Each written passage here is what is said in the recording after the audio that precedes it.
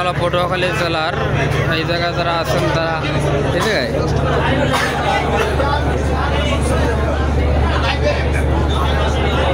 হাজার হাজার মানুষ ঢাকার উদ্দেশ্যে পটুয়াখালী থেকে মাত্র 3টা না যেন 4টা থানার মানুষ এই লঞ্চে আছে জামাল পাশে।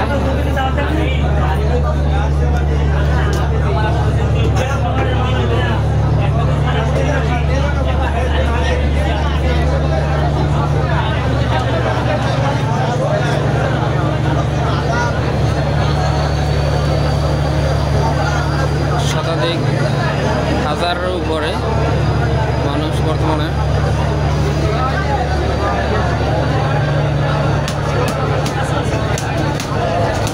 ইনশাআল্লাহ। এটা হলো পটুয়াখালীর লঞ্চ। পটুয়াখালী 3-4টার মতন হবে থানা। 3-4টা থানা থেকে